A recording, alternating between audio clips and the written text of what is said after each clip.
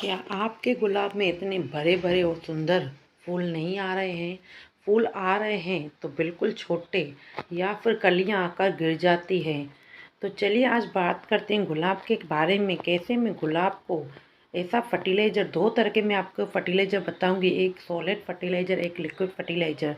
सबसे पहले बात करते हैं गुलाब में क्यों फूल नहीं आते हैं। कभी कभी गुलाब क्योंकि एक हैवी फीडर है तो उसको खाद, पानी और धूप तीनों की ज़रूरत होती है। कभी कभी कम धूप मिलने की वजह से या फिर तेज़ धूप मिलने की वजह से भी पौधे जल जाते हैं और उनके फूल, कलियां जो होती हैं फूल नहीं बन पाते या कलियां छोटी बन जाती हैं तो फूल भी छोटे बनते हैं। तो हमेशा गुलाब में हमें तीन चीज़ याद रखनी है। एक, अच्छा खासा पानी गुलाब को देना है। दूसरा, अगर हम उसको सनलाइट कम दें, यानी ज़्यादा नहीं पसंद है, सनलाइट तो देनी है लेकिन गुलाब को ज़्यादा से ज़्यादा 2 या 3 घंटे से ज़्यादा नहीं देनी है, खास करके मार्च के महीने में। जैसे कि आपको पता है मार्च की भी एंड होने वाली है। तो चलिए पहले तो हम बात करते हैं कौन कौन सा फर्टिलाइज़र और कैसे देना है। जैसे कि आपको पता है गुलाब में कितने सारी वीट यानी घास फूस जम गया है। इसको हमें कैसे निकालना है? हाथ से बिल्कुल नहीं निकालना है। आप कोशिश कीजिए इसको गार्डन टूल से। अगर आपके पास नहीं है तो आप खुरपी भी ले सकते हैं और हल्के हाथों से, बिल्कुल हल्के हाथों से गुराई करनी है। ये ज़रूर आप एक काम कीजिए, जब भी कोई फर्टिलाइज़र देते हैं तो उनको हल्के हाथों से मिट्टी को हमको ढीला करना है। इससे क्या होगा, हमारी मिट्टी अंदर से हल्की हो जाएगी और पोरस हो जाएगी। पानी ज़्यादा देने से की वजह से भी, कभी कभी ठंडी है तो उसके वजह से मिट्टी जम जाती है। तो हमें पहले, सबसे पहले मिट्टी हल्की करनी है। उससे क्या हो सकता है कि उसमें मिट्टी में अच्छी खासी ऑक्सीजन जाएगी और हम जितना भी खाद पानी, चाहे लिक्विड फर्टिलाइज़र या सॉलिड फर्टिलाइज़र देंगे तो अंदर जड़ों तक पहुँचेगा। तो ये है गोबर की खाद, बिल्कुल सड़ी हुई गोबर की खाद है। 12 इंच का मेरा गमला है जिसमें गुलाब लगा हुआ है। उसमें मैं 2 मुट्ठी, कम से कम 2 मुट्ठी में गुलाब, सॉरी, गोबर की खाद दूंगी।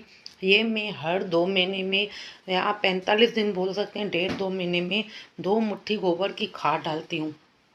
सबसे जो ज़रूरी चीज़ है वो है लस्सी, जिसे आप मट्ठा भी बोल सकते हैं।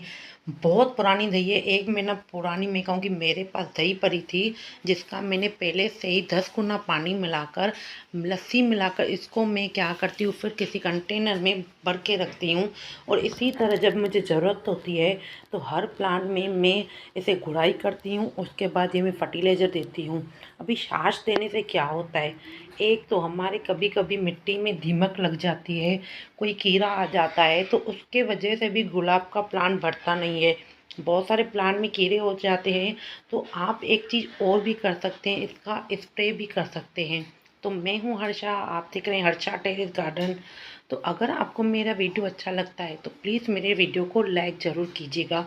अब इसको स्प्रे कैसे करना है, मिट्टी में मैंने अगर हल्का गारा भी डाल दिया तो चलेगा, लेकिन जब हम स्प्रे करते हैं ना तो इसको 1 गिलास, अगर मैंने पतला मट्ठा लिया यानी लस्सी ली तो 1 गिलास और पानी भी मिक्स करूँगी।